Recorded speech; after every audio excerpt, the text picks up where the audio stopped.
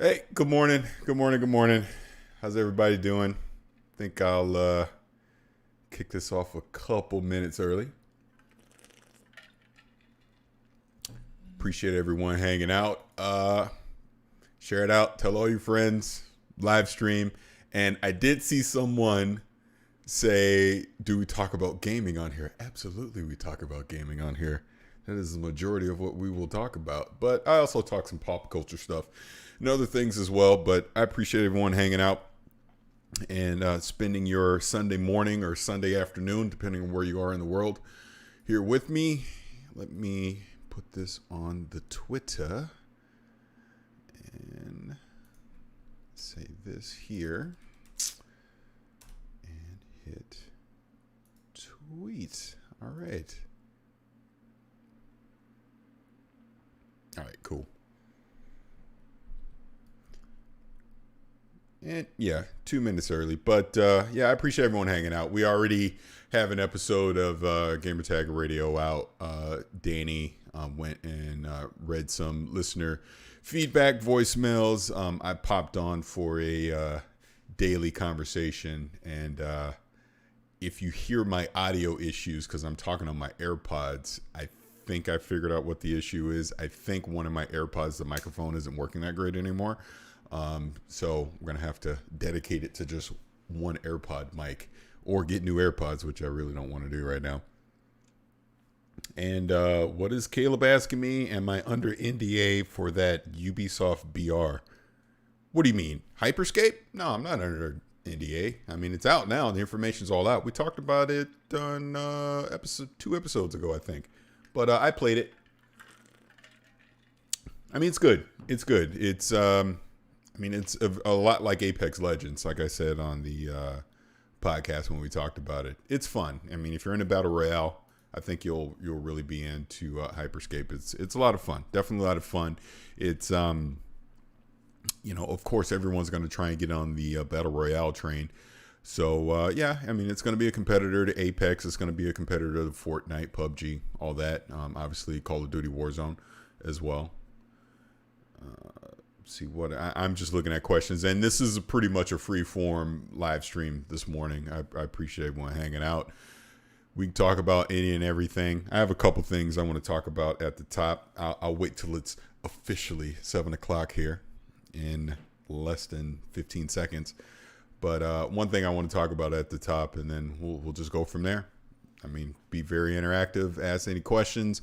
Obviously, any super chats, anything you leave are very appreciative. The donations that the channel has been getting over the past few weeks. I have a meeting tomorrow where I'm going to put some of that to a very good use. I think everyone that follows me here will be very happy with the result. And it is now 7 a.m. here on the West Coast. So good morning to everyone. Good afternoon, depending on where you are in the world. Thank you for hanging out with me for this live stream. I don't even know I'm wearing headphones. Why am I wearing headphones? I don't need headphones. I'm not listening to anything. I'm just talking. But thank you for hanging out. I appreciate it. And yeah, this is just a Sunday morning coffee talk. We're just going to free form it and just talk about any and everything. And I'm just looking at questions coming in. Someone said, for Cyberpunk lore, any recommendations to read up on? I would say right off the top, go follow the Mad Queen on YouTube. I mean, that is literally her speciality, is talking about Cyberpunk lore. And Art Telesaurian? Am I saying that correctly? But basically, Mike Pondsmith Company, Mike Pondsmith, who created Cyberpunk. Follow them. Obviously, the tabletop game, just all the books and the literature. I mean, it's going to really allow you to deep dive into all the Cyberpunk lore. No, I'm not Cafe Con anything. That's not my thing. But let me jump into, I have my notes on what I want to talk about right off the top. But yes, thank you for everyone here hanging out. The first thing I wanted to talk about is Halo. Over the past week or so, I've really started to get excited for Halo again and just kind of reliving some of my more memorable moments of Halo. And I've been quietly playing Halo 3 during the past week or so, and it's quickly reminded me that Halo 3's my favorite Halo for sure. Just because of the story that it's obviously picking up from the ending of Halo 2, and just the story that it's telling. Chief reuniting with Cortana. Obviously, we're ending the hierarchy of the Covenant in Halo 3. The Flood threat is being squashed in Halo 3. The way it ends, with Chief basically going into hibernation. Hey, wake me up when you need me. Is fantastic. Obviously, some of the changes that they had made to the multiplayer, coming from building off the success of Halo 2, and it was almost like they refined it going into Halo 3. Obviously, you had the what do you call it? The equipment options, so to speak, like you could throw the bubble down, stuff like that. The Spartan laser was introduced in Halo 3. Obviously, we got the mini warthogs, the little dune buggies, came into Halo 3. It's a lot of fun. I mean, if you go play Halo 3 multiplayer right now, it still holds up, to be honest with you. It's a lot of fun. But yeah, when I look back at all the Halos, to me, that felt like the best Halo. Just overall, everything that they were attempting to do, I felt it all worked pretty well. And yeah, you throw in the marketing that they had for Halo 3 at the time. I mean, it was top notch. It's some of the best video game marketing you ever see. Go back and watch some of those old trailers. Go back and watch some of the live action stuff they did. The whole Believe montage that they did. It was amazing. That was even a really fun time in my life. Personally, I was an Xbox MVP back then, and I got invited to go to a community event for Halo 3 up at Redmond, up at Xbox, on the Xbox campus. And I got to, we started playing Halo 3, I got 3 days before it came out, 2-3 days before it came out. And I remember they gave me the Xbox 360 console at the time, the Halo themed one. Got to meet Bill Gates. That Halo 3, the marketing, the Believe marketing, where they did the big giant model, and then at the end, Chiefs at the end and the Brutes holding them up. I got to see that, in real life at that time. It was amazing, real amazing time, fun time. And Halo 3 was fantastic. But that then brings me to now, and I think about Halo Infinite, and I think we're actually less than 3 weeks away, allegedly, from being able to see it. With the Xbox briefing that's going to happen right now, rumored for July 23rd. And, I've talked about it a lot with Danny. We've talked about it on GTR. It has to be amazing. Like there's no ifs, ands, or buts about that. For Xbox, for Microsoft, for 343 Industries, Halo Infinite has to blow us away in 3 weeks. It just has to. I mean, like I said, there's just no way around that. It needs to establish whatever this story direction is going to be with Chief and Cortana, because I've said a million times, at its core, Halo is about Chief and Cortana. It always will be, no matter what people want to say. Sure, you can have your side stories of Halo, but Halo main stories are going to always be about Chief and Cortana, whether you like it or not. Just the way it works. But they need to establish that story. They need to make it interesting. Obviously, this sounds like it's going to be some type of open world, some quasi open world. Establish how that's going to work. Establish how main missions are going to work, side missions, etc. How are you going to continue to have activities go on? Because clearly they're calling this Infinite because it's going to be a long-term thing. What is the multiplayer going to look like? How is that going to work? There's been rumors about them doing some type of free-to-play model with the multiplayer. Talk about that. Show us how that's going to work. I'm assuming Forge comes back as well. How is that going to work? Now that we know we're going to get full PC support with Halo Infinite, how is that going to be integrated, especially with Forge? I mean, because that's just going to really open up the creativity if they really put the PC tools in place for the Forge sandbox. I mean, we could see some amazing maps come out of that. But I'm excited for it. I'm really excited for it. It's like my anticipation has just slowly been building up, and it was almost like July 1st hit, and I'm like, oh my God, we're getting Halo. Halo's coming back. Halo will always have a special place in my heart. Yes, I was very disappointed by 5. That is just not the direction that I wanted Halo to go. And clearly the community has spoken, and 343 has acknowledged all that. And this is why it's taken 5 years for us to get a follow-up to that. But I'm excited. I'm very excited for it. And I just hope it lands the way I want it to. I want to be on a live stream on the 23rd, watching that Xbox media briefing, and whatever it is they show with Halo Infinite, I want to be jumping out of my chair, excited about it. I think as a gamer, we all want that, whether you like Halo or not. For the overall health of the Xbox brand, I've said it a million times, Halo Infinite is the most important game that Xbox has ever made. It just is. It is the most important game they've ever made. And I truly hope that... Whoops. Oh, sorry. I'm sorry. I got distracted by the chat.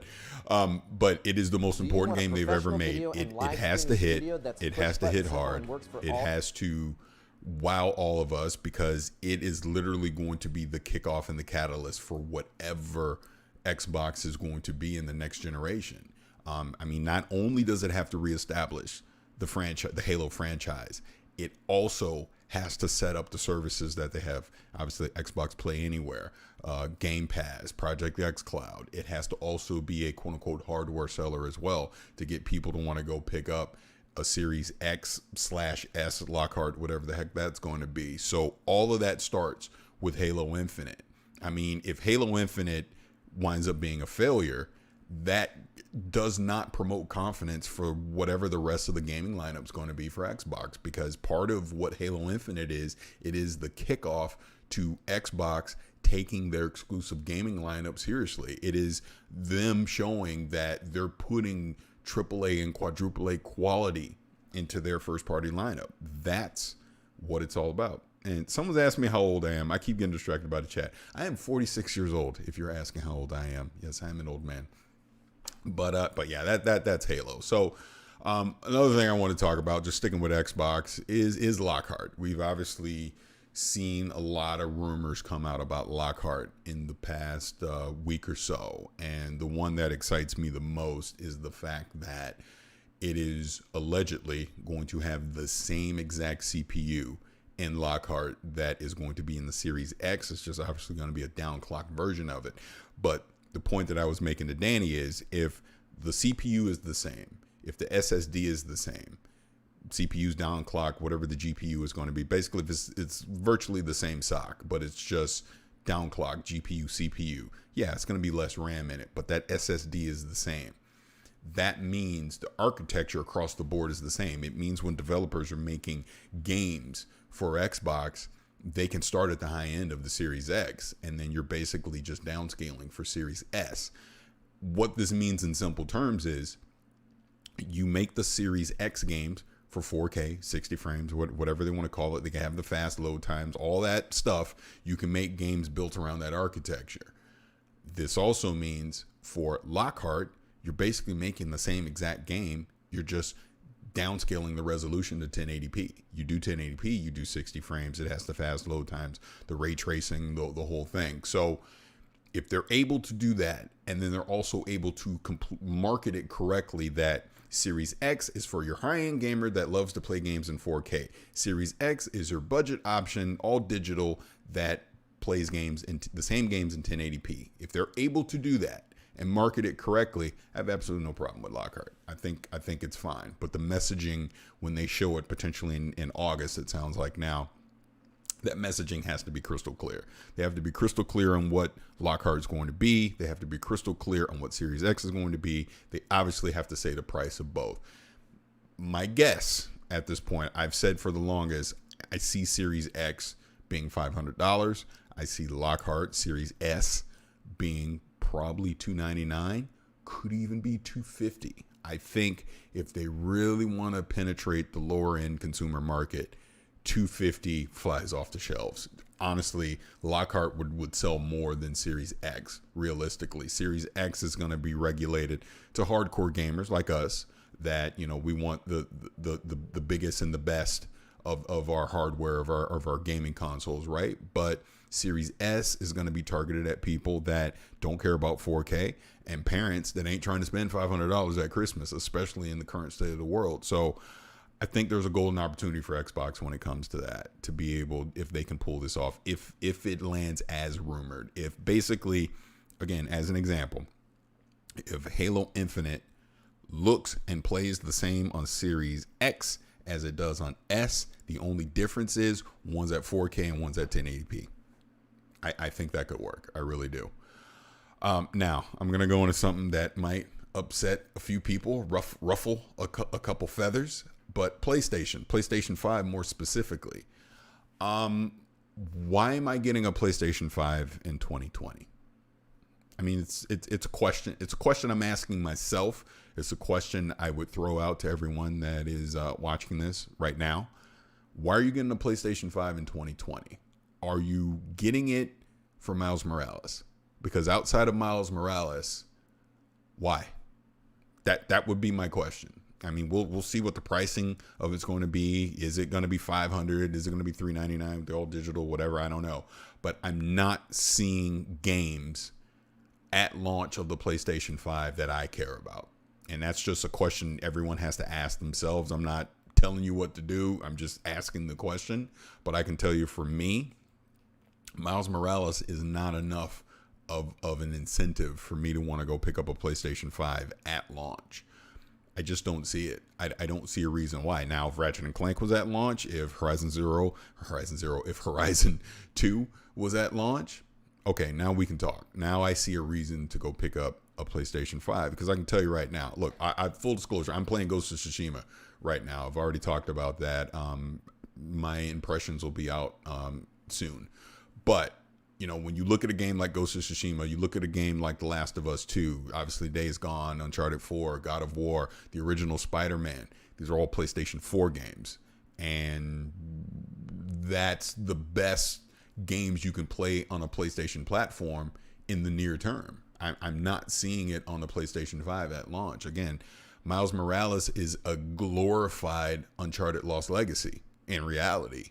That's not enough of an incentive for me to want to go out and drop $400 to $500 on new hardware just to play that game. Because once I'm done with that, I'm going to look and go, okay, now what?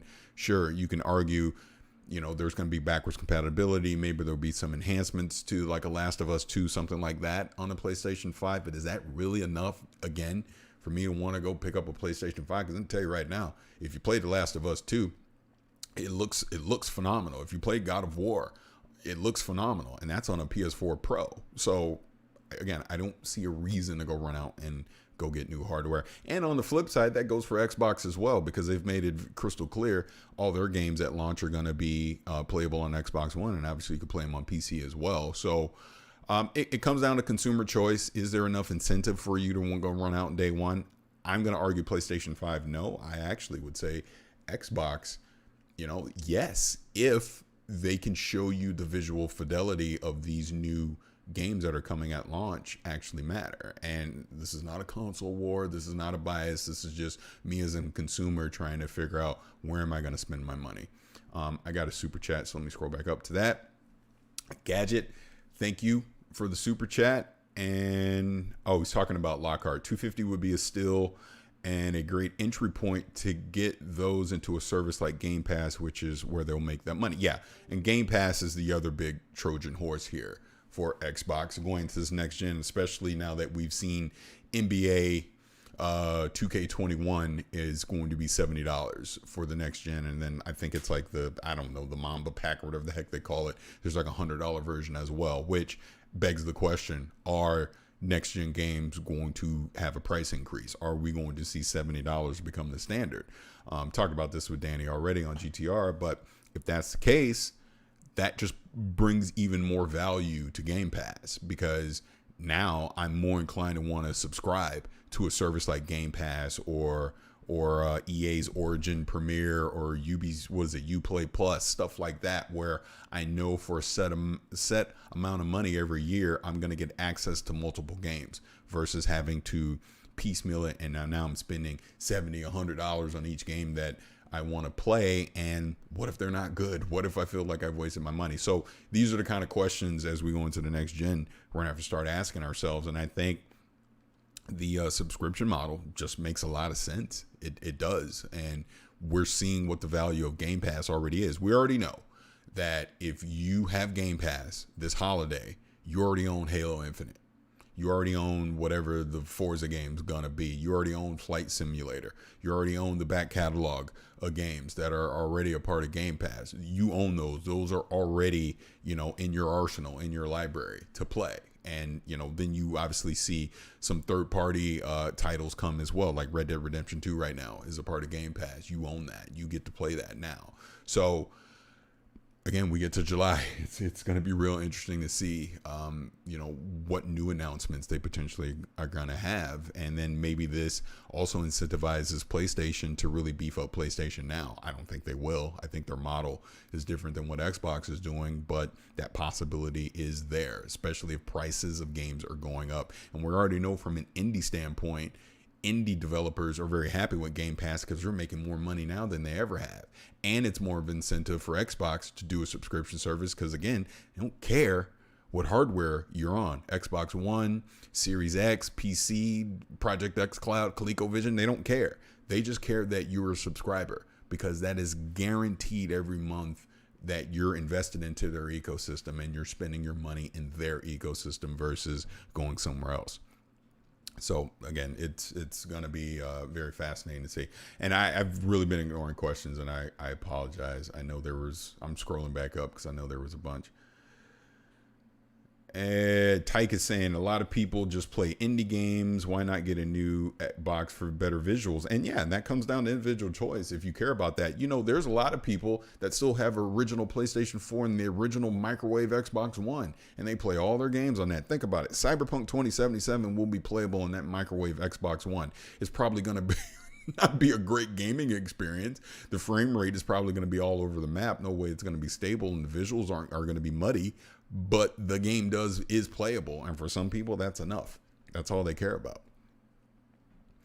And like I said, I'm scrolling back up in questions. Tanya, I'm older than you. Am I ancient? No. Hey, black don't crack. We're good. I'm just old by the number, but I feel great, and I think I look great too. Yeah, but that's for other people to judge. What else do we have? This isn't good enough reason why I got to say the PlayStation 5 controller looks like it's going to be insane. Yeah, and again, of course, I'm not saying at any point to not get a PlayStation 5 or to not get a Series X. Both of those consoles will be highly viable in the next 18 months. I mean, we're going to start seeing games like Ratchet and Clank and Horizon and all that come out on PlayStation 5 and absolutely pick them up then. I'm just talking more about the launch lineup. Again, go back to 2013. Tell me the games that came at launch on both Xbox and PlayStation in 2013 that are memorable. I'll wait. They don't exist. Maybe you could argue Killzone or something like that, but even then it's right? Typically, you don't get great games at launch. I'll go back to the original Xbox. Obviously, we got Combat Evolved. I can't, what PlayStation 3 had, Resistance? Arguably, it wasn't really that great. I mean, now Nintendo has done a nice trick, like with the Zelda games, where they had, I forget the name of it, but was it Twilight Princess was on GameCube, but it was also on the Wii, so that was a great launch title for the Wii. And obviously, we just saw it here recently with the new Zelda. It was available on the Wii U, and then obviously it launched on the Switch. But typically, you don't get these great, memorable AAA experiences at launch. And obviously, Xbox is going to try and change that here with a Halo Infinite. They're going to try and dip into the past like they did with the original Xbox and have a Halo game launch, which I think is the smart move for them because it gives people more incentive to want to go pick up new hardware and play that game at launch. So we'll see. And let me scroll back down. Any more questions? Dimitri is saying, curious, did you get to see the original default female V from the E3 of Cyberpunk? Yeah, I wasn't going to bring up Cyberpunk unless someone else did. I feel like I've talked about it so much over the past week. Did I get to see the original default female V from the E3 2018 demo during character creation? No, I did not. And as I've said before, I just wanted to start playing, so I did not spend a lot of time in the creative character. I know other people that did the preview did. I know there's a bunch of robust features that are in there. I kind of took a quick peek, and then I was like, I want to play. So I did just randomize a character, found one I liked, and away I went. So can't answer that one directly. And Powell is asking, do you think they should alter their marketing so people stop confusing it with GTA? Are you speaking of Cyberpunk?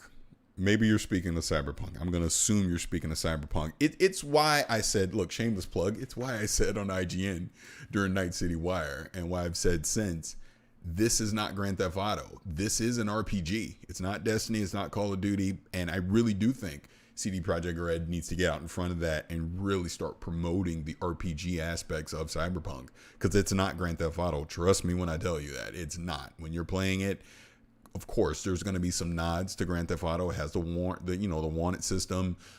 You can hijack other cars when you get your skill level up, but it's an RPG at its core. It is more Fallout 3 than it is Grand Theft Auto, if that makes sense.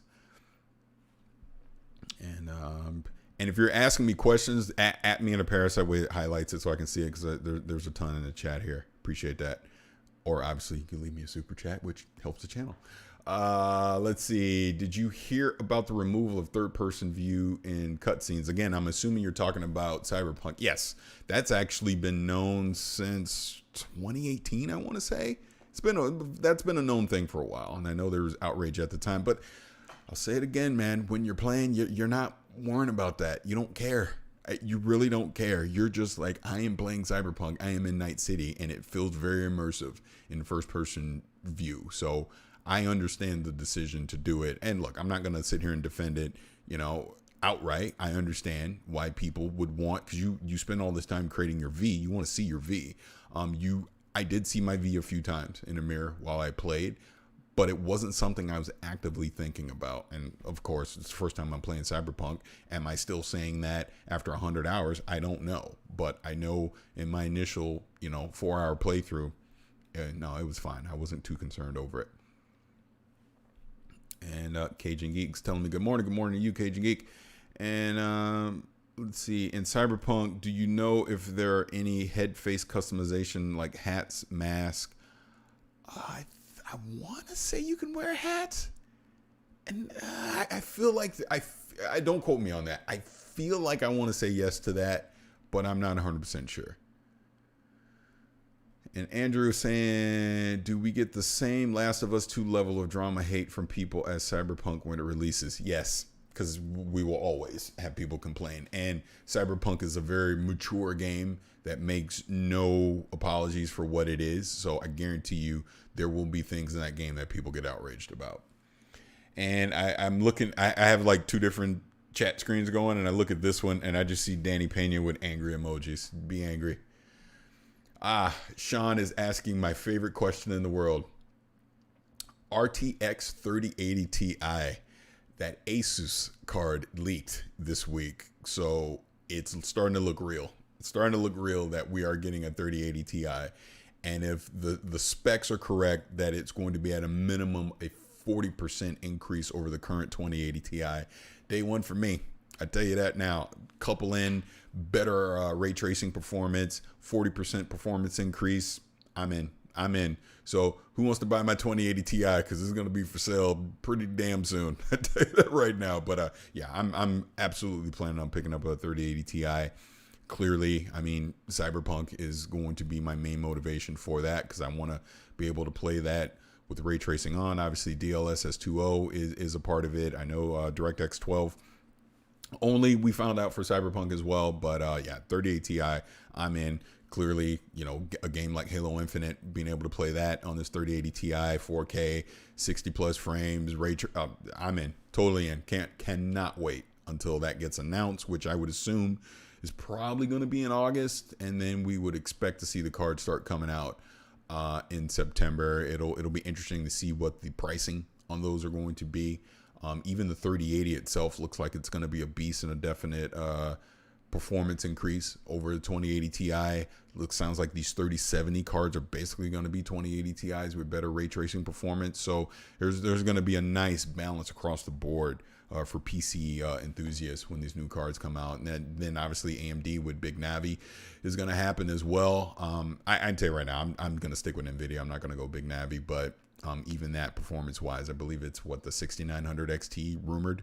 The performance on that thing it's going to be a monster as well. So exciting times on the PC building front. Going to be real interesting to see how all that plays out this holiday, especially with the pricing. And what else do we have here? And I'm being asked if I'm going to stream the Xbox July event. Yes, probably not on this channel, though. We're probably going to do that on Gamertag Radio, which will be on our Twitch channel. And whatever, because I hate Twitch. But that's just me. I don't speak for Danny or Pete. I just think Twitch sucks.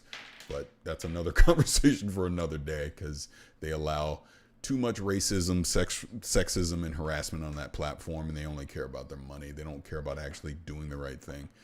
What else do we have here? Did you see a lot of variety of vehicles in your playtime in Cyberpunk? I saw enough. I definitely would want to see more. And to be clear, what I played was basically the beginning of it. Why is the word escaping me here? This is their version of White Orchard from The Witcher 3, where I played, where I basically was just in Watson. I didn't get to just traverse the entire city freely. So this is I want to keep saying monologue, but it's not. You know what I mean? This is just the opening area of the game. This is just their, I'm screwing it up and I'm live. I'm not going to waste time on it, but you know what I mean? So we only got to, this was more of, let's get you used to the controls. Let's get you used to the world, how everything works. Prologue. Thank you, Jesus. Why could I not say that? I don't know why that was escaping me, but this is basically the prologue to the game. And I would imagine there's going to be a lot more variety with vehicle customization, or not where we can customize, but vehicle variety once you actually get out into the city proper. So, like I said, I played the first 4 hours, is the prologue, and it literally ends where you're about to go on the big mission to end the prologue, which would, after that, obviously opens everything up. I assume we're getting Johnny Silverhand. The whole thing that happens at the No-Tell Motel goes down with Dexter Deshawn. You get Johnny Silverhand. He drops that F-bomb that you see in the trailer, and then we go from there with the full thing of the game. I just hope Jackie doesn't die. That's my only thing, because they're definitely setting it up that Jackie could die. Like, Jackie is basically there during the prologue to pretty much hold your hand, be your guide into the world, and then he dies at the end of the prologue, and now you're on your own. I can see that scenario happening. I hope it doesn't, because I think Jackie was fantastic when I played. And if you're asking me questions, please do it at Paris, because I will miss it, because it's scrolling so fast. Okay, so the gunplay question, stuff like that. I know a lot of people want to keep asking me a lot of Cyberpunk questions, so I've addressed this in 2 Q&As and in the preview at this point. I will simply say, with the gunplay, it is an RPG. You level up your gunplay, your skill set with your skill points, your perks. The more you use a weapon type, the better you will get at it. Think RPG with it. Charlie, the smoothest voice in game. No, definitely not. It's so funny. Like, I get a lot of compliments on my voice, and I'm very appreciative of that. Dude, I cannot stand the sound of my voice. And whenever I tell my wife, she goes, really? This is what happens when you're married to the same person for 25 years. Everyone just gets used to it. Do you think the 2060 is enough to run Cyberpunk at max settings? If you're trying to do it at 1080p, it probably is, with no ray tracing. If you're trying to do ray tracing or anything, 2060 especially at max settings, most likely will not be enough. And Matt is asking me, do I think the Cyberpunk demo is releasing to the public? Nope, I do not. You will not. What I played, you will not get released to the public. Especially since they're delaying it. They're delaying it because they're trying to squash all the bugs that I did see when I played. So I can't see them dedicating any resources to get a demo ready that has to be bug free, because they're not going to want to get judged on a buggy game, when they could be dedicating all the resources to just squash every bug possible for the final product we'll get in November. So I highly doubt you will get a demo released to the public. It just doesn't seem realistic, so I wouldn't get my hopes up. Roy is asking me, what games do you currently play to pass the time until Cyberpunk is out? I've been playing Halo 3. I talked about that at the top. I am currently reviewing Ghost of Tsushima. I just finished The Last of Us 2. And yeah, that's it, and other stuff. So that's the main things I've been playing, though. And And someone's asking me, do I personally think Cyberpunk 2077 will run and look great on next-gen consoles like PS5, or is it necessary to spend $3,500 on a gaming PC with a 3080 Ti or 30? Much love from the UK. I think when you get the quote-unquote enhanced versions for Series X and PlayStation 5, it'll look fine. It'll look great. I mean, look at the specs of both of those things. They're beasts. So I think you'll be fine. I wouldn't hold my breath on 4K 60 on either one. 4K 30 is probably more realistic, believe it or not. But I think they'll look fine. I think they'll be great. And no, I would not tell anyone to go spend $3,500 on a PC unless you're truly an enthusiast into PC gaming. And map size, it's effing huge. I can say this. I was able to go into the menu screen and kind of pull out a little bit on the map. It's huge. And not to mention, Night City is also vertical. So remember that too. I mean, you see those tall buildings on the screen right now. You can go to a lot of those floors and explore a lot of those rooms. So not just the actual physical size of the map. Think about the verticality of the map as well. It's huge. I wouldn't worry at all about the size of Night City. And what else do we have here? Someone's asking me about the driving. No, they already said it was too sensitive, but how was it otherwise? Like the physics, the damage? Basically, I just thought it was too sensitive. I mean, that's really was my only complaint. Otherwise, the driving was fine. It was fine. And someone, Wolfgang, is asking me, sorry to change the topic, but we're free form. And I know people ask me Cyberpunk things, but please, we can talk about any and everything gaming. I'm definitely open to that. But I think this person is saying, what is he saying? Xbox Game Studio acquired studios am I the most hyped for in the next few years? Probably Obsidian, really. I think there is a golden opportunity for them to do something amazing. Because they've, like, Fallout New Vegas is one of my favorite games ever, and Obsidian made that. Look at the Outer Worlds. It was amazing. So I think with the might of Microsoft behind them now, I think they're going to make an RPG that's just going to blow us away. They could even be the follow-up to the Outer Worlds, to be honest with you. So Obsidian would probably be the one I'm looking forward to the most. And then obviously we see what Ninja Theory is doing with Hellblade 2. That excites me as well. And Dometic, thank you for the super chat. And you're saying, outside of Halo, what else do you want to see at the Xbox event? Enjoy your channel and want to show support. Thank you very much. I am so glad you asked me this question about what I want to see at the Xbox July event. So again, take Halo out of it. Selfishly, I want Banjo. I do. Banjo is one of my Banjo-Kazooie. The first one is one of just the best platformers ever made. I hold it near and dear to my heart. I think there's a golden opportunity to make a next-gen platformer based around Banjo. So I really hope, probably doesn't come this year, but I really hope we at least get a teaser, something for that at this July event to at least let us know that it's coming. Next to that, and it's ironic, another rare game, Perfect Dark. Clearly, there's been a lot of smoke about Perfect Dark, especially in the last few weeks, that I expect to see something Perfect Dark related at that July event. So it would be very excited to see that. Obviously, Fable's the worst kept secret in the industry, so I'm sure we'll get something with that. I don't want the Initiative to be making Perfect Dark, and I know that's been rumored as well, because I would love to see, and maybe the Initiative is doing 2 games at once, but I would love to see a brand new IP come from the Initiative. The Initiative is the quadruple A studio that's here in Santa Monica that started a couple years ago. They founded it, and we know Phil Spencer was down there earlier this year before COVID looking at something. So I would fully expect to see something from them. We know Tim Schafer is working on something, so what comes from his mind is I'm always excited to see. Kind of like I just mentioned Obsidian a second ago, I definitely want to see what Obsidian is working on. Ninja Theory again with Hellblade 2, I want to see more of that. Like I mentioned, new IPs. I want to see more new IPs get announced. Not that they're necessarily coming this year or next year, but at least just let us know that we're not getting the same goddamn Halo, Gears, Forza over and over. Even though I know those IPs are important, I hope Gears is taking an extended break, because I hope the Coalition potentially is doing something else right now.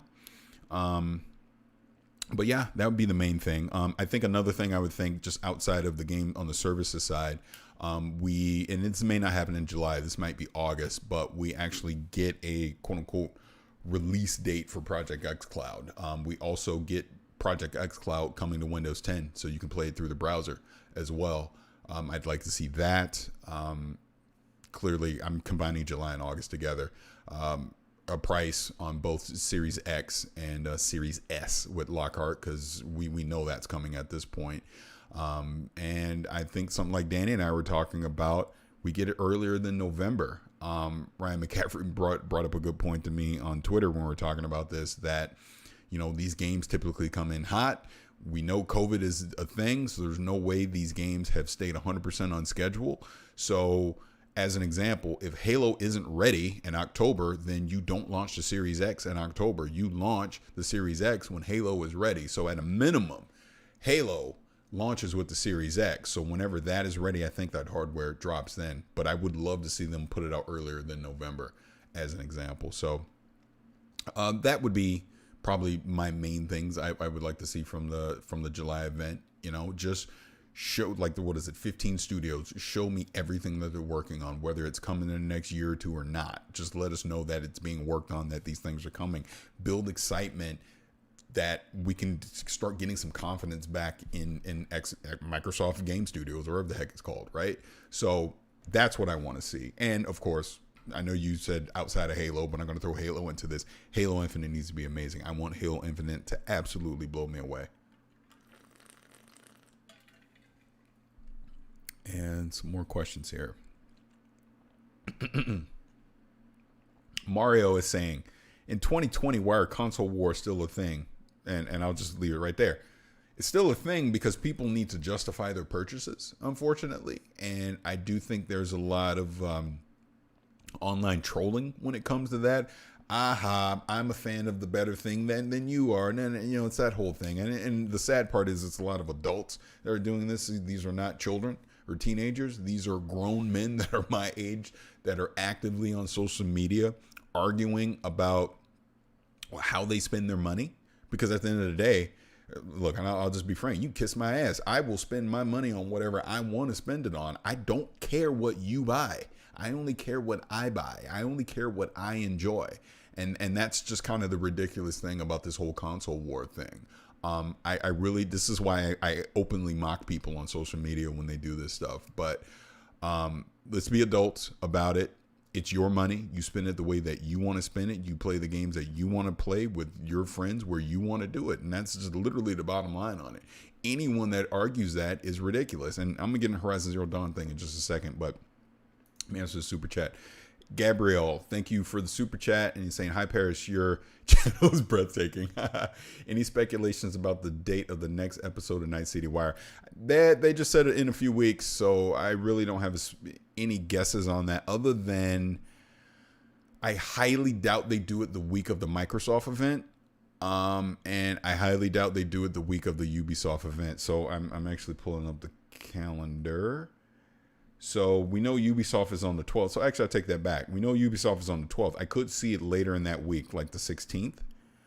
But they won't do it that week, that week of the 20th, because that sounds like that's going to be a lot of Microsoft going on that week. So if it's not the 16th, I would guess it's the 30th, if they're going to do it at all in July and not wait until August. That'd be my guess. And let's go back to some other questions here.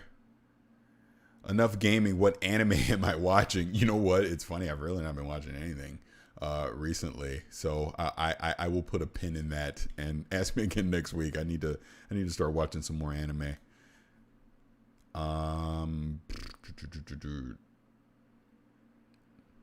What else do we have here? Do you have any thoughts on whether Cyberpunk will be playable reverse compatibility? If you're, yeah. They've already said if you get Cyberpunk now, smart delivery, you'll be able to play it on Series X, no problem. Vice versa. Same with PlayStation 5. So I wouldn't be concerned about that at all. Oh, but the Horizon Zero Dawn thing I wanted to get to.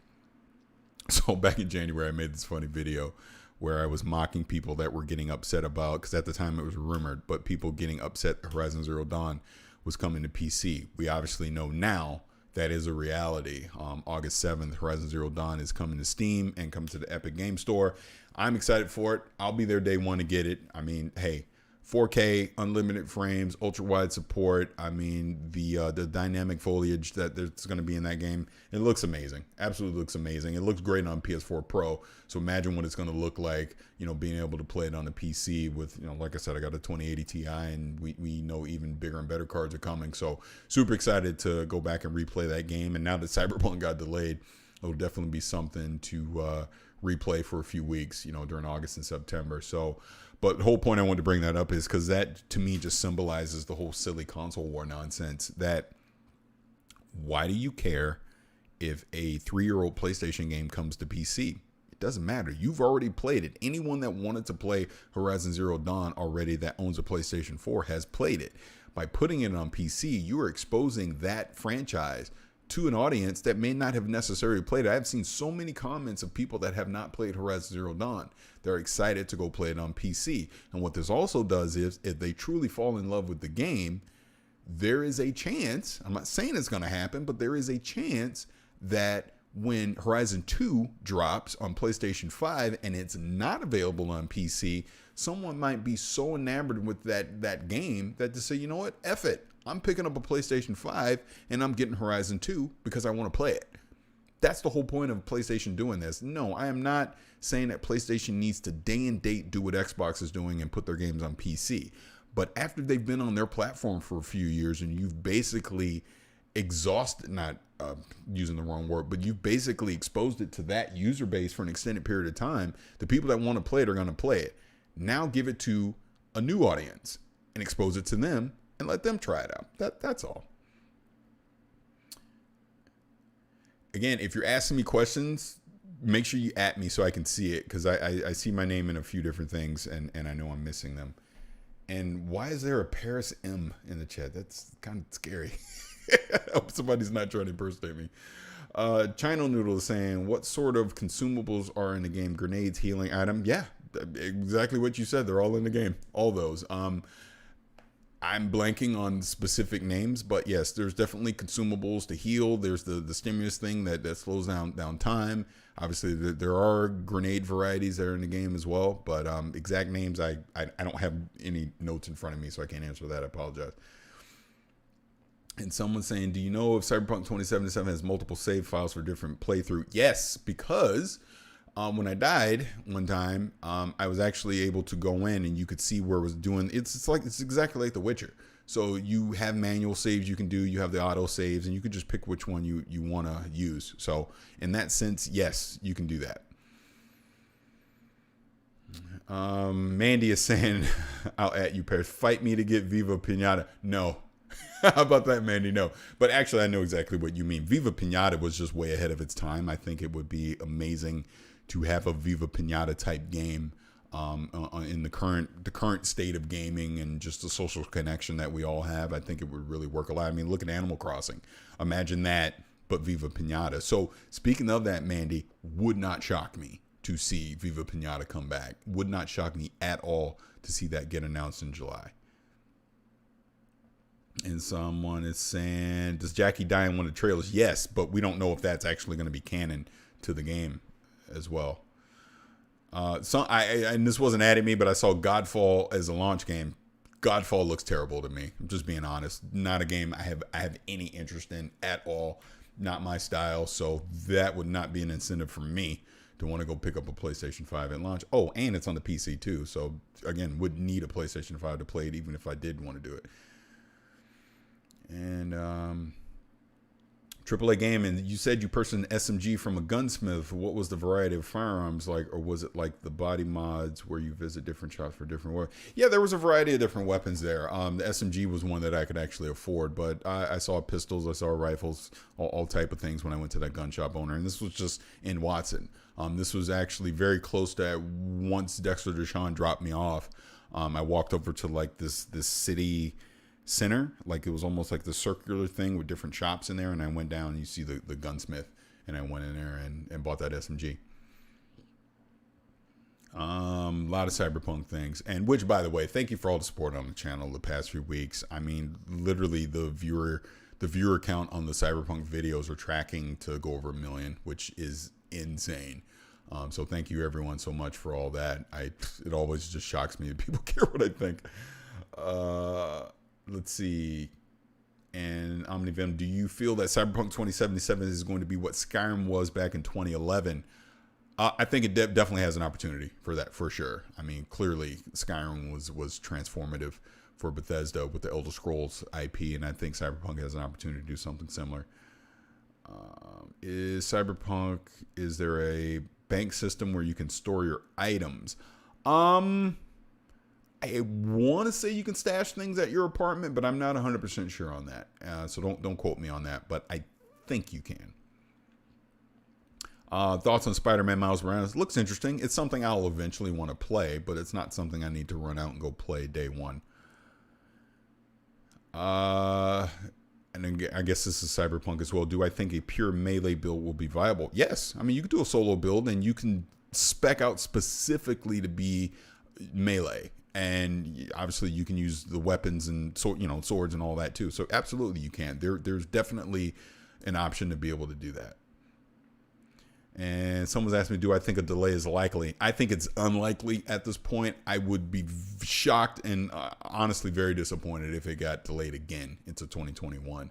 If we went this entire year without being able to play Cyberpunk. What I played showed me that it's close, but there are some bugs, not game-breaking bugs, but there are some bugs that they want to squash. And clearly they're trying to hold...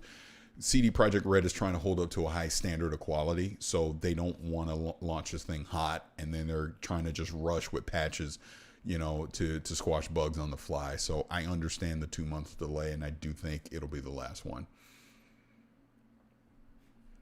And I'm going to tell you right now, I have no opinion on The Last of Us 2 beyond what I've already said, because it is a very toxic environment right now, and what happened to Laura Bailey this week is just ridiculous, and why all these platforms need to start holding these anonymous cowards accountable for saying crazy shit like that. I just think it's absolutely ridiculous.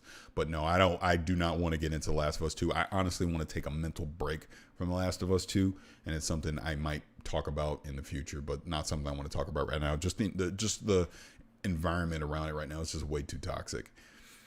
Dimitri, thank you for the super chat, showing love and support as always. What are you looking forward to in the Ubisoft event? Glad you asked me that one. So clearly Assassin's Creed Valhalla is going to be a game that should be a highlight from that event. Watch Dogs will be another one to see. I'm very curious to see Gods and Monsters, the Rainbow Six offshoot that they're potentially going to show. Looking forward to that. And God, what was the other game? There was Beyond Good and Evil 2. I mean, we got to see something at this point, right? I hope so. I'm not holding my breath, but maybe a Splinter Cell teaser, a next gen teaser for Splinter Cell. Like, I could see them showing, like, here's one last thing, and it's Splinter Cell exclusively for the next generation, takes full advantage of the PlayStation 5 Series X, something like that. That would probably be the main things I'm looking forward to coming out of it. And I would imagine they'll show more Hyperscape stuff, talk more about that. Maybe we get... let me say this. I think the Division 2 is coming close to the end. You guys know I was super excited about it. I really don't talk about it that much anymore. It's just... I don't think that model works for them anymore. I don't see them investing the resources needed, because the PvP is completely dead in the Division 2. So you're basically just playing, the PvE portion of it. I know the raid for it just came out. I'll jump back in at some point, get with a team and go through that raid. That'll definitely be worth the experience. But I got a feeling we'll get maybe a little bit more content for the Division 2 and that goes away. I just my personal opinion. But yeah, so that's kind of Ubisoft wise what I'm looking forward to, what I think is going to happen. Oh, and then OmniVenom with another super chat. Yeah, appreciate that. Appreciate the support, man. I really do. Appreciate all the support with the super chats. Again, like I said, just the support that's been coming in. I have a meeting on Monday. I'm doing an overhaul of this channel with some specific things, and I'm gonna go work with the best, and the best ain't cheap. So I appreciate all the support, being able to help me to do that. But when that stuff gets ready, I'll definitely obviously have a big announcement about it, and we'll talk about it more. But that's where the super chat money's going. That's where all the support, the Ko-Fi support as well, which you probably can see linked down in there. You want to support me that way, I truly appreciate it. Really do. Someone's asked me the size of the gigabytes of the game. Impossible to say, honestly. I would imagine anywhere between 80 to 120. That'd be my guess. Probably closer to 80 though. AAA Gaming, thank you for the super chat. Any specific holy shit moments from Cyberpunk 2077?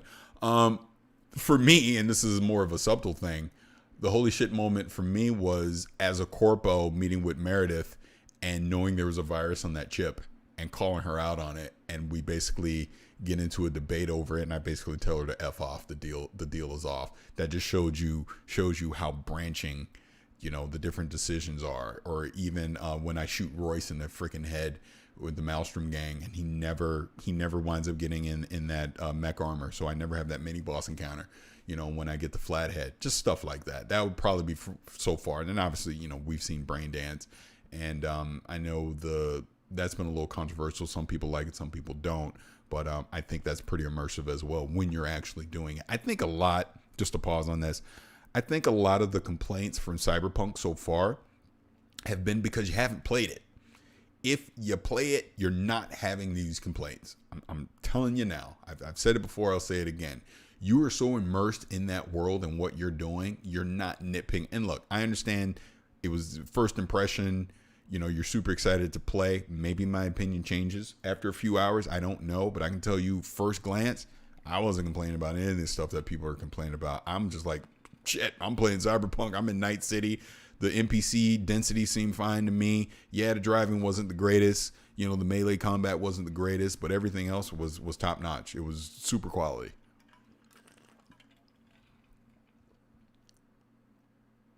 Oh, the symbol, loving the chair. Yeah, so, yep, that's it. That's the Cyberpunk chair. It's pretty cool. Pretty cool. Here, I'll even flip it on the back here. Yeah.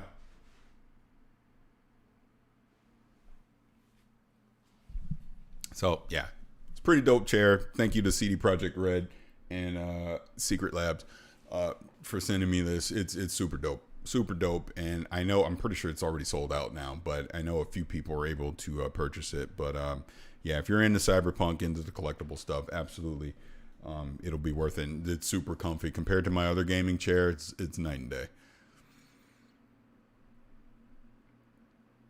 And Yanni, could you have taken the cred chip to remove the virus? Yeah, because you know what? I saw Lana Pierce talking about this. She got an option where she knew there was a virus on it, took it anyways, was able to basically take the virus off of it, gave the chip to the Maelstrom gang, and had a non-confrontational experience with them and got the flathead. She even told them that Militech tried to set him up, and I think Militech shows up and there's a shootout or something like that, but Maelstrom was on your side during the shootout, and I guess you get out unscathed or something like that. But Alana Pierce was talking about that in her Q&A that I saw, which again goes to show you the branching options that you can potentially have when playing the game. And someone's talking about check out Mad Queen's channel for Cyberpunk lore. Absolutely, love her to death. Her and I have been talking about collaborating on something together as well when it comes to Cyberpunk lore. So I'm looking forward to that too. And do I get dizzy playing first person only? No, not at all. Not at all.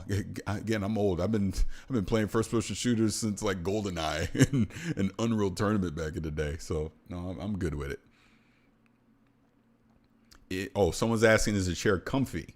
Yeah, it's very comfortable. And I have the Titan version, and it has built-in lumbar support. So I don't have like my old gaming chair. I had to have like a second pillow at the bottom for like lumbar, but it's built in to here and it's adjustable. It's really good. And there's even another pillow you can put here. I don't use it because I never lean my head back all the way. But yeah, it's good. And someone's saying, does Cyberpunk, all the Cyberpunk questions, Cyberpunk more of a dark Blade Runner type game or more of a heist Grand Theft Auto type game? Here's what I'll say, because it's what I said to. Matter of fact, let me do this. Let me do this. Hold on. I will do this.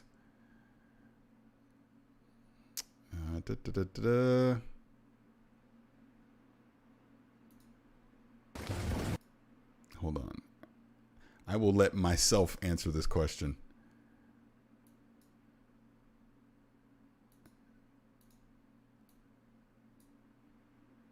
Okay, do that. In 1 second here, I'm going to answer my own question. Okay, so let's do that, and you should all hear it. So here's me answering the question for you. I gotta hear this.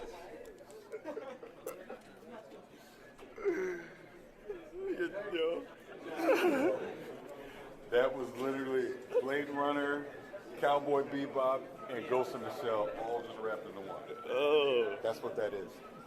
There you go. That's what it is. I'm such a freaking nerd. Yeah, but that's what it is, man. It is Cowboy Bebop, Ghost in the Shell, Blade Runner. That's what this game is.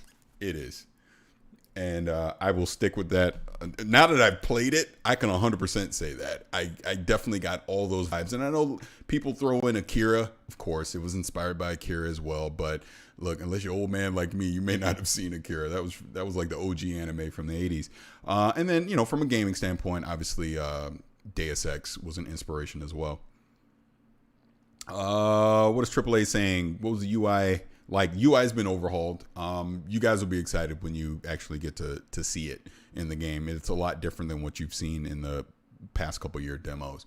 Like I said, the skill perk tree kind of branches out like a spider web, and it'll make a lot of sense when you actually see it. Like, once you pick that one perk, it then can spider out into different options that you can pick as well to upgrade your skills. Charlie, please talk more about Banjo-Kazooie. I love Banjo-Kazooie. I really, really, really, really, really, really hope that we get that announcement in July. You will see me scream if that happens, because that will make me so happy if Banjo-Kazooie is coming back. And Jay, are the keys rebindable? I don't know. Didn't get into that feature at all, so can't answer that one. Assuming you're talking about Cyberpunk again. Oh, excuse me. Yes, E-Man J say, didn't I play on a remote access so your inputs were more delayed? Yes, and I've talked about this. I started off on GeForce Now, and there was a technical issue, and I switched over to Parsec.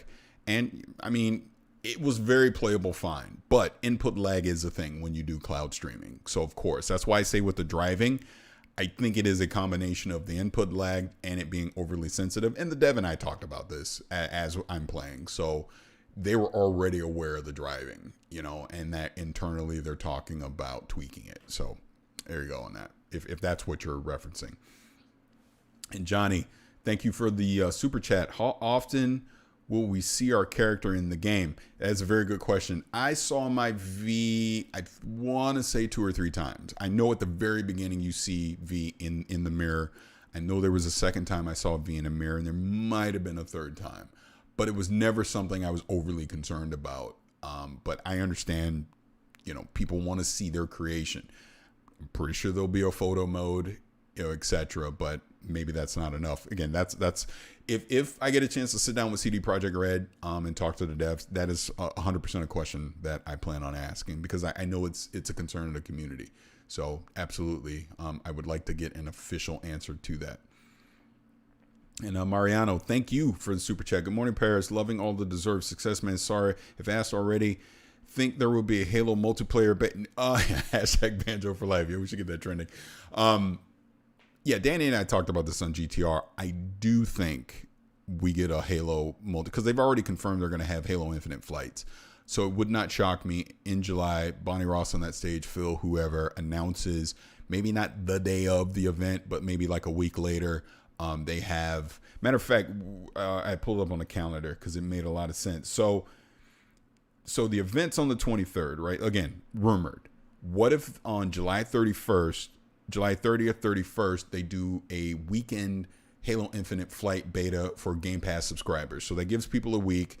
They probably run some kind of Game Pass subscription deal, dollar entry or whatever. It gets more people on Game Pass. If you're on Game Pass, you get instant access into the Halo Infinite beta. You play it over that weekend. They get a bunch of information from it. Maybe they do another one in like September or something, but I definitely think that could happen. appreciate all the questions. I apologize. It's scrolling super fast, so I know I need to get a mod. Honestly, I need to get someone to volunteer to be a mod in here. I got to work on that during the week.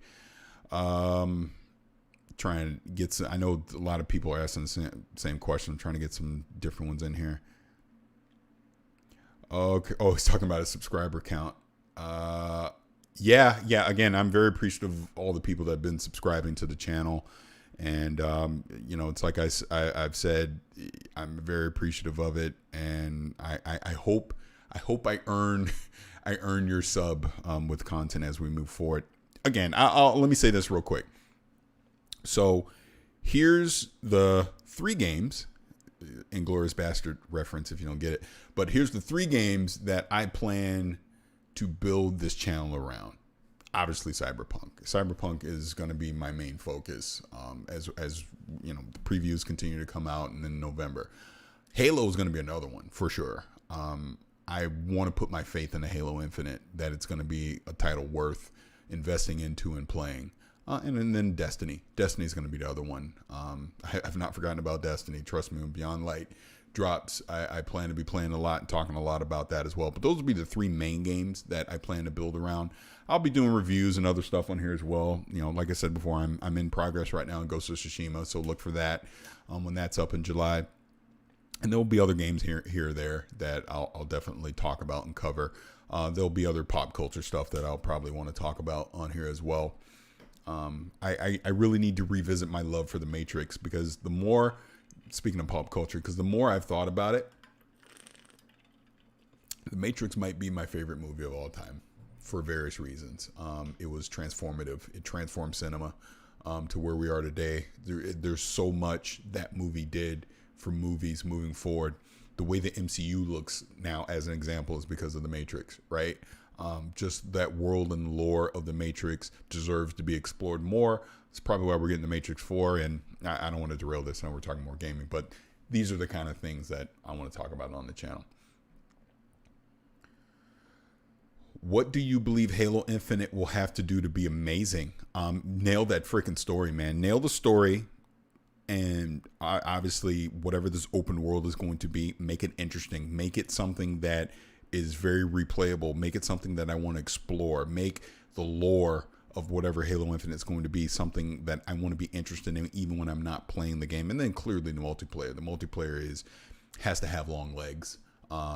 Clearly Halo is going to continue to be an esport, so however that works out as well. But that's what I want to say. I want to definitely see some fun co-op experiences as well in Halo Infinite. And a few more weeks, we're going to find out.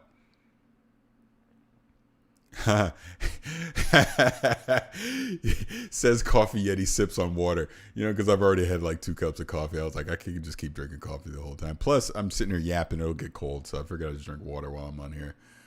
But AAA game with a preset.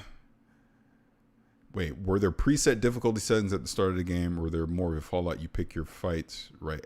I'm assuming you're talking Cyberpunk. And I did not choose a difficulty at all, so I don't even know what the difficulty settings were. Whatever it was is what I played. I will say that it was decently challenging, but not overbearing. And obviously your levels and encounters, will matter with that as well. And, Dimitri, please keep talking more about The Matrix. Yeah, that time will come. Obviously COVID has delayed stuff, because we're supposed to get The Matrix 4 next summer. I have a feeling that's not going to happen now, because I can't believe they finished all the filming yet. And then just with the COVID delay, I would imagine that gets pushed, but we'll see. And any more questions? I've actually gone an hour here, which is crazy. And 400 people's in here watching. So thank you for all that too.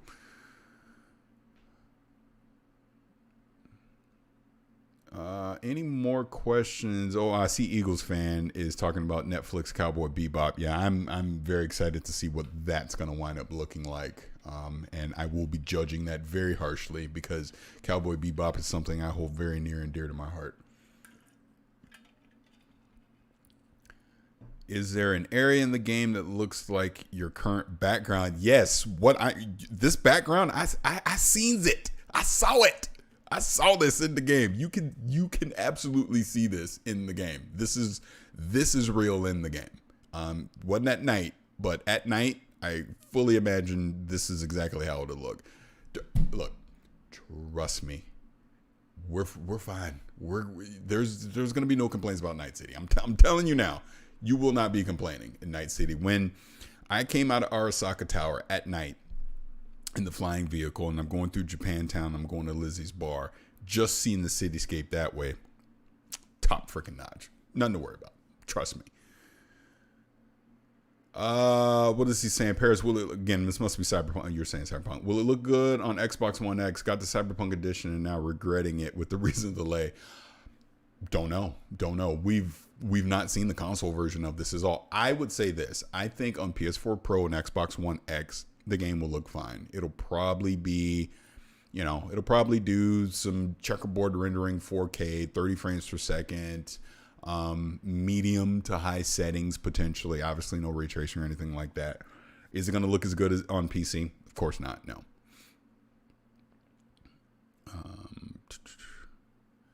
What is the program that you use for the live wallpaper? That's a secret, Caleb. It's a secret. I just made this. I literally just ripped this from the 4K trailer, and I made a .mp4 and I'm looping it. I looped this through Streamlabs. That's how you're seeing this right now. And Johnny, thank you for the super chat. I appreciate that. Mariano, Team Yennefer or Team Judy? Team Yennefer all day, every day. There's no hesitation on that. It's always Team Yennefer. That's not even an option. Wait a minute, Golden Hawk. Do I think Xbox Series X can compete with the PlayStation 5 considering the lead Sony has? I'll say this. It comes down to the games. If Microsoft can have compelling games going into this next generation, they'll be fine. If they don't, PlayStation will continue to dominate. It's really that simple. You can have the greatest hardware in the world, but if the games on it suck, doesn't matter. What do we have here? Do you think next gen day one version is going to look similar to the PC version? I don't think we're getting a next gen day one version, to be honest with you. I think it'll be 2021 before you see the quote unquote enhanced version. I think it'll look close to PC. But will it look like it would running with full ray tracing on a 3080 Ti? Probably not. Butterball is saying, when Cyberpunk 2077, will you ever play another game again, or will it be a few weeks, months of dedicated gaming to Cyberpunk? Now that it's not coming until the end of November, I am slightly conflicted because I really thought I was going to have a nice window to play it in September through October. So let's take it this way. Here's what's going to happen. I'll definitely be playing Destiny Beyond Light in September. If it's coming in September. I think they said September. I can't remember, but in September. I'm assuming Assassin's Creed Valhalla is October-ish, so I'll probably be playing that. I feel at this point Halo Infinite comes out before Cyberpunk, so I'll be playing Halo Infinite.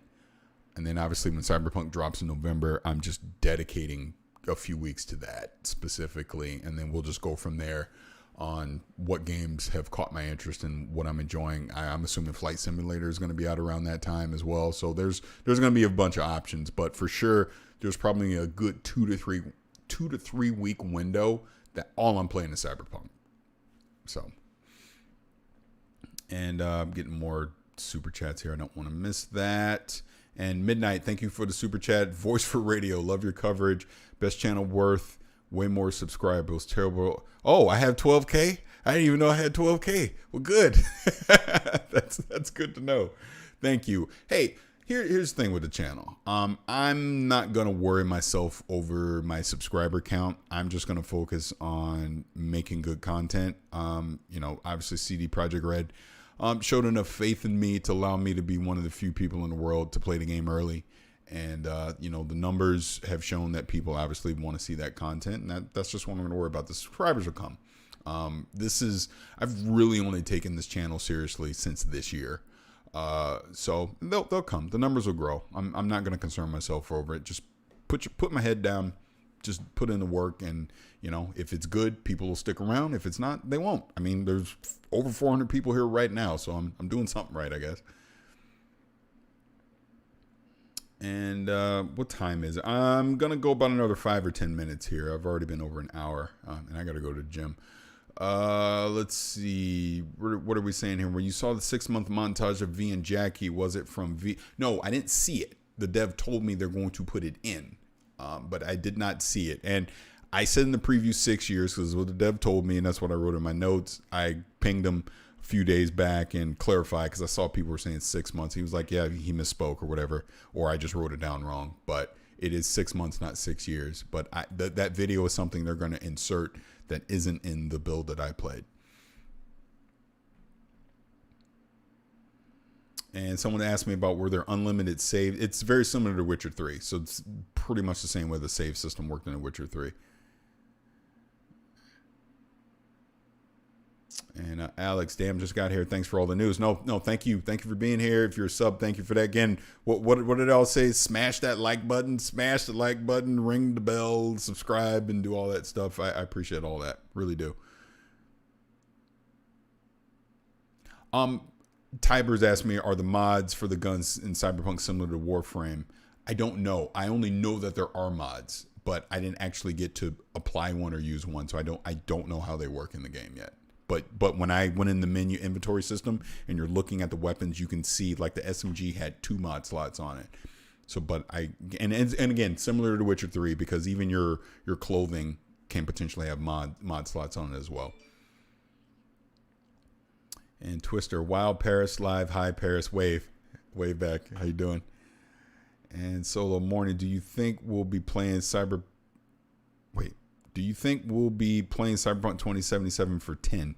I don't know what for 10 is. I don't know. Clarify that for me, please. Do you know about watching TV in your apartment? Alana said you were able to do it. I didn't do it, but I think you can. And I know when you're in the elevator, you can literally watch a talk show in the elevator when you're going up or down the elevator in her apartment. And Jaden, thank you for the super chat. Keep up the awesome passion coverage. Appreciate that. Do you think we'll be playing Cyberpunk 20? Oh, for 10 years like Skyrim? Yes, because we're also getting the multiplayer too. Don't forget that. That's most likely coming in 2022, which I'm guessing is tied to the Edge Runners anime, because V is an Edge Runner, so it just makes sense. So all our Vs in the multiplayer world are going to be Edge Runners. So we'll see how that plays out. And AAA funding real coffee instead of water next time. Yeah, thanks.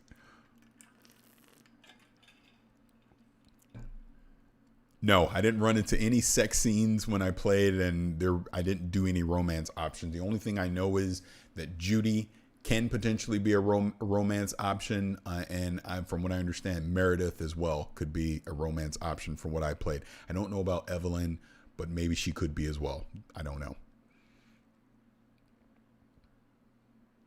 Plot twist, CD Projekt Red puts Cyberpunk on Game Pass. Yeah, I don't think that's going to happen. Microsoft would have to throw a truckload of money at them to do that. I think they'll be just fine without being on Game Pass. When will we get the system recs? Assume the game will require some good PC. I don't think we see any PC requirements until after the new Ampere cards are out, because I have a sneaking suspicion that on the high end is going to require one of these, the 3080 or 3080 Ti. Just my guess. Midnight, what LP you going with? I don't know what LP means. I'm old. LP to me means an album. What does that mean? Tell me. How do you think the multiplayer will work as an RPG? Very, very good question. I don't know. We'll find out. Very good question, because I would assume there's still going to be some RPG elements to your V, and how they're going to be able to balance that across a multiplayer game, we'll find out. My ideal V. So since the techie has been de-emphasized in the game, it's still going to be techie-esh, but female V, definitely leaning more towards the techie side for what skill sets are still there. That coupled with probably not guns blazing, but I definitely want to specialize in a few weapons.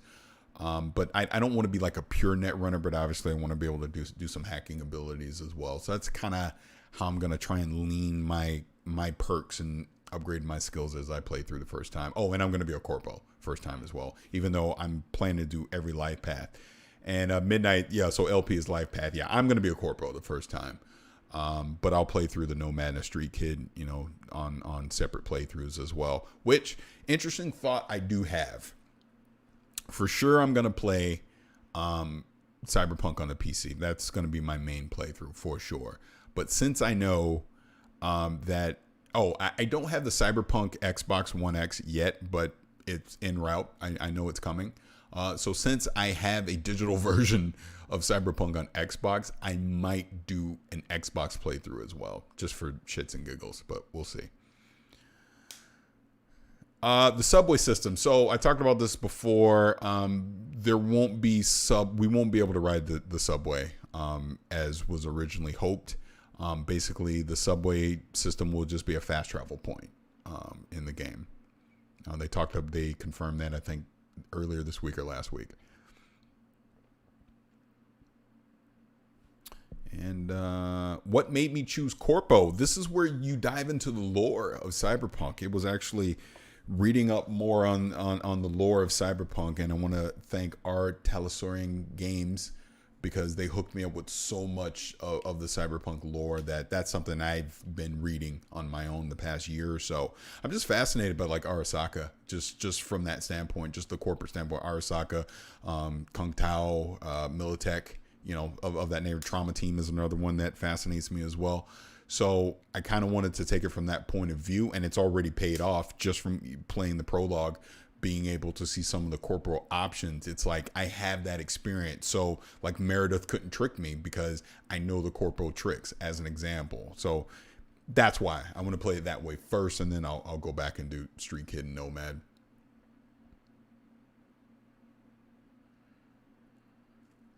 No idea how old the build I played was. That I couldn't tell you. But I do remember the dev saying at one point, I forget what the change was. It was something I was doing in the game, and he was like, they've already changed that in a newer build. So it's definitely wasn't like a hot build that just came off the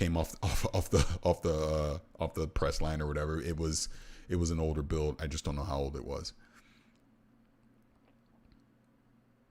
Someone asked me this before about, do I think it'll get delayed again? I don't think so, personally. I think what I saw looked complete enough that they're just squashing bugs, and the bugs weren't even that terrible. So I think that's why they just want to hold the game to a high quality standard.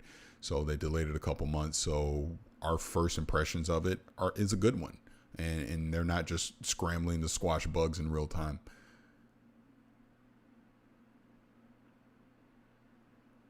And I would say the mod, obviously on the PC side, there will be a mod community. I just wouldn't expect a day and date, but I would say at some point you'll be able to start modding the game. And Midnight, thank you for the super chat. I fell in love, hashtag Corporal Gang. I fell in love with the whole take back power and surviving despite narrative. Look forward to running that way and doing RP playthrough. Yeah, I mean, it's going to be fun. Again, it's a game that just screams to be played multiple times, especially with the branching paths and decisions that you can do. Just in the previews so far, people that played, like talking with like Miranda Sanchez as an example, we had a completely different experience playing the game. I saw like Blessing Jr. kind of funny. I think he was even corporal, and we still had different experiences. So when you look at it that way, it screams to play through all the different life paths, make different decisions, try different, skill perks, everything. So I fully expect to spend hundreds of hours in this game over multiple years playing.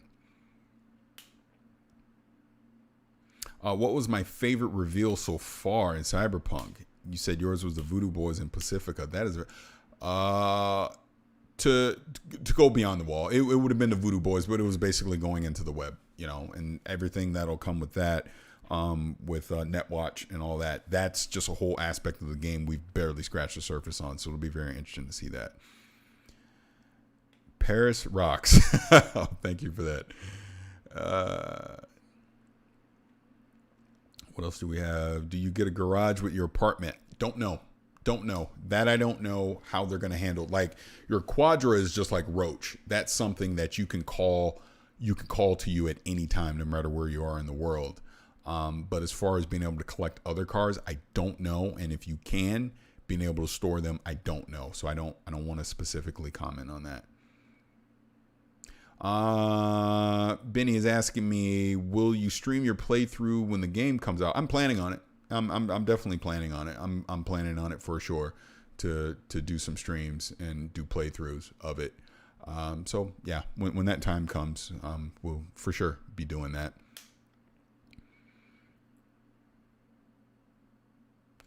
Do you feel the game did a good job of teaching you the lore?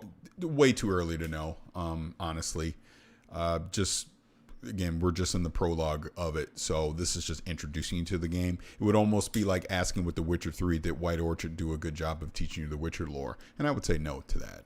It wasn't until you actually got out into the world proper and start exploring and having these conversations, picking up books, reading them, things like that, did you really get more immersed into the lore of The Witcher. So I would imagine being the same for Cyberpunk. Someone's saying, can you pimp out your apartment? I don't think you can. I don't know. I don't think you can, though. Please stream. No, I'm planning on it. What time is it? I'm gonna wrap this up because I'm over hour 20 on here. I can't believe I've been talking this long. So a couple more questions and we will get out of here. But I appreciate all the people that's been hanging out in here this morning while I've been going through this. Andy's asking about the crafting system. I saw crafting as an option, but it was basically disabled. We couldn't do anything. So unfortunately, I can't answer any questions on that.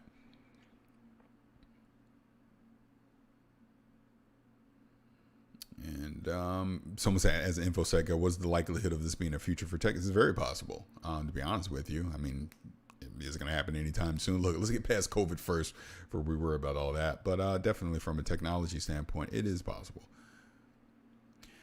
This question I get asked a lot. Did I notice the weapon animations improving as I leveled up? I did not, but I did notice different weapon animations for using different weapons, like even different type of handguns. They would animate different. You would reload them different, stuff like that. Hey, I appreciate all the kind words. I'm getting better at accepting kindness and praise and all that. I typically shy away from that because it always blows my mind that people appreciate my opinion, I guess, right? It's just what I think, but I appreciate it. Trust me, I really appreciate all the kind words, all the support over the past couple of weeks has just been amazing. Where can you buy the Cyberpunk 27 gaming chair? You can buy it from Secret Labs. Secret Labs, I think it's like secretlabs.com/cyberpunk or something like that. But if you go to Secret Labs chairs, you can Google it. Go to their website. It's for sale on there. I know it was sold out at one point last week. I don't know if they have more back in stock.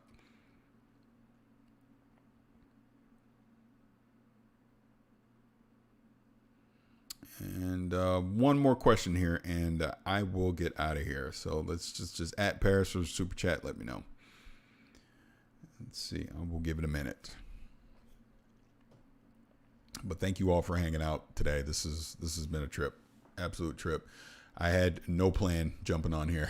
I was just like, let's just get in here and talk. But this has been a lot of fun. Someone's asking me, can you dual wield weapons? I was not able to do so. I don't want to say no, but I don't think you can.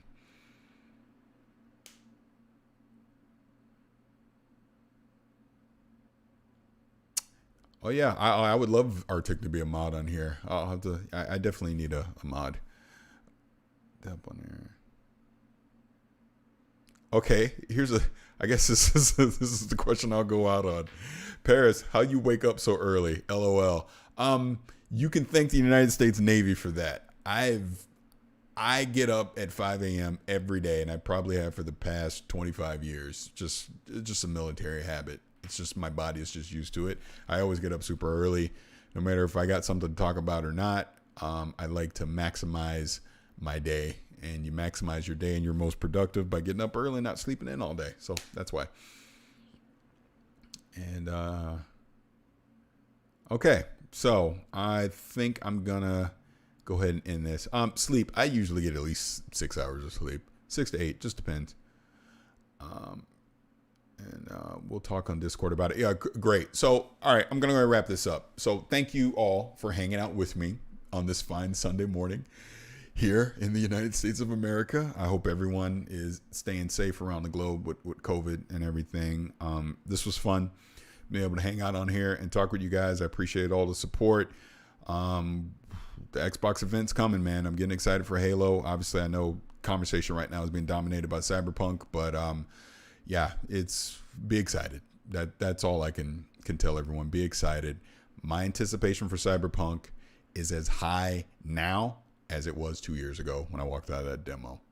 So be excited for it. I appreciate all the support. Appreciate everyone hanging out. Enjoy the rest of your Sunday. I am going to go actually have some coffee now, and then I'm going to go to the gym. So have a good day. Appreciate all the support. Talk to you guys on